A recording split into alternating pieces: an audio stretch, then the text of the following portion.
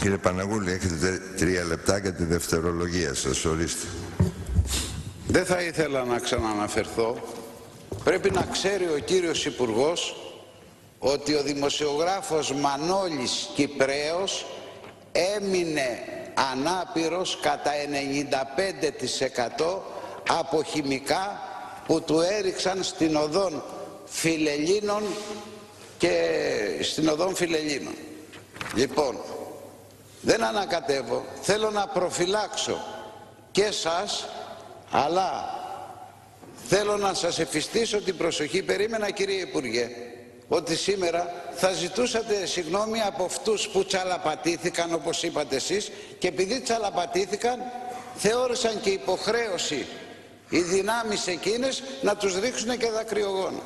Δεν πρέπει να ξεχνάτε, και μπλέξατε το ΠΑΜΕ με το ΚΚΕ. Δεν έχει ανάγκη τη δική μου υπεράσπιση ούτε οι εργαζόμενοι του ΠΑΜΕ ούτε του ΚΚΕ. Πρέπει όμως να ξέρετε, κύριε Υπουργέ, ότι αυτές οι δυνάμεις πριν 4 χρόνια, 5 χρόνια εμπόδισαν διαδηλωτές να εισέλθουν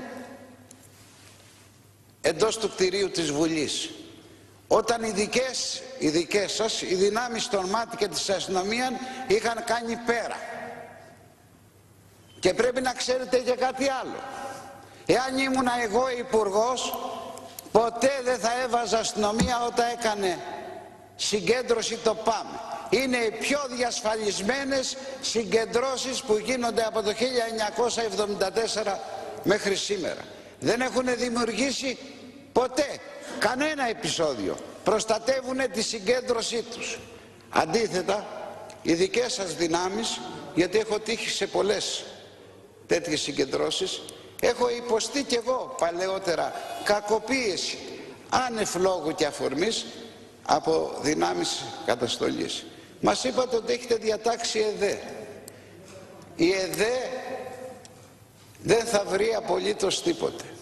Όπως είναι η ΕΔΕ για το Μανώλη Κυπραίο, ο οποίος τραυματίστηκε από χημικά, από δακρυογόνα, και η ΕΔΕ είπε ότι δεν ευρέθη απολύτως κανένας.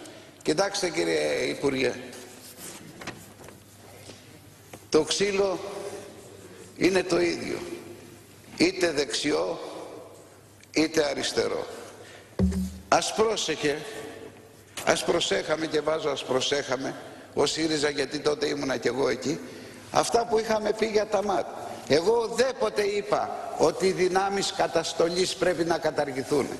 Είναι εδώ σειρά ομιλιών του Προέδρου του ΣΥΡΙΖΑ που αφόριζε και τα ΜΑΤ και το αστυνομικό σώμα και τα χημικά. Και είχε πει, και είναι σωστό αυτό και συμφωνώ μαζί του, ότι οι διαδηλωτές πρέπει να αντιμετωπίζονται όχι με τη βία. Και ιδιαίτερα τέτοιες συγκεντρώσεις, και να το έχετε υπόψη σας. Όταν συγκεκριμένοι πολιτικοί οργανισμοί κάνουν κάποια συγκέντρωση ή διαδήλωση, να μην βάζετε κανένα αστυνομικό.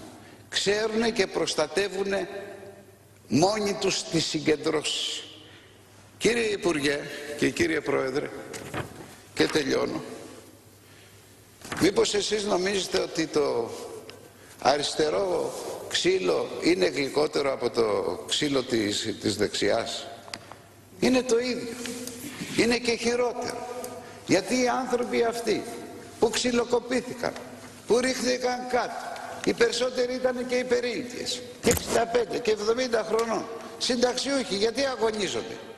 Αγωνίζονται για να απορασπίσουν το εισόδημά τους, που τα τελευταία 5 χρόνια βλέπουν καθημερινά να χάνεται. Και είχαμε υποσχεθεί εμείς σαν ΣΥΡΙΖΑ ότι από την ημέρα που θα αναλάβουμε την εξουσία όλα θα είναι ρόδινα. Και βλέπουμε να συνεχίζεται η ίδια πολιτική. Η ίδια πολιτική. Φτάσανε στο αμήν. Τους αφαιρέθηκαν 11 συντάξεις. Δεν το αμφισβητεί κανένας αυτό. Τις κατακρίναμε. Τώρα δεν αντέχουν άλλες μειώσεις, κύριε Πρόεδρε. Ούτε οι συνταξιούχοι, ούτε οι μισθωτοί. Γι' αυτό θα ήθελα να τελειώσω, κύριε Πρόεδρε, ότι ας προσέξει το συγκεκριμένο Υπουργείο.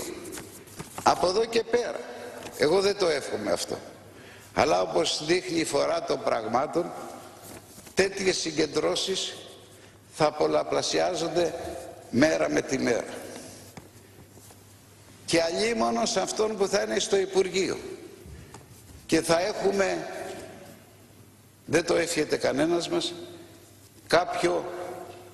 κάποιο θύμα. Κύριε Πρόεδρε, θα περίμενα οι δυνάμεις το ΜΑΤ να υπάρχουν, να αποδυναμωθούν, δεν χρειάζονται τόσες πολλές. Να αποδυναμώσετε, κύριε Υπουργέ, αυτές τις δυνάμεις που κατά εκατοντάδες κάθε Σάββατο και Κυριακή βρίσκονται στα γήπεδα για να φυλάνε ιδιωτικές... Κύριε Παναγούλη, να περιοριστούμε όμως την ερώτηση. Ήδη έχετε 6 λεπτά, παρακαλώ κλείστε. Τελειώνω, κύριε Πρόεδρε. Αντί να γυρνάνε στα γήπεδα, να πάνε στις γειτονιές. Και τελειώνω με αυτό, κύριε Υπουργέ. Είπατε ότι έχετε ενισχύσει το τμήμα, το αμαρτωλό τμήμα της Ομόνοιας. Εγώ ζω σε μια περιοχή που είχε 120.000 πληθυσμό. Το τμήμα ασφαλείας ένα υπάρχει, σε μεγάλο δήμο. Ξέρετε πόσους άντρες έχει? Από 7 έως 12. Λοιπόν, απελευθερώστε δυνάμεις από τα ΜΑΤ και στείλτε τους στα τμήματα, στείλτε τους αυτές τις λεγόμενες πεζές περιπολίες που έχουμε βαρεθεί να τις ακούμε. Παρακαλώ κλείστε. Και από 3 σας έχετε πάει 7 λεπτά. Δεν μπορώ να σας αφήσω περισσότερο. Σας ευχαριστώ, κύριε Πρόεδρε, για την ανοχή σας. Κυρία Μανολάκου, δεν μπορώ να σας δώσω το λόγο επ' αυτού. Ξέρετε, στις επίκαιρες ερωτήσεις δεν υπάρχει παρέμβαση από πουθενά αλλού.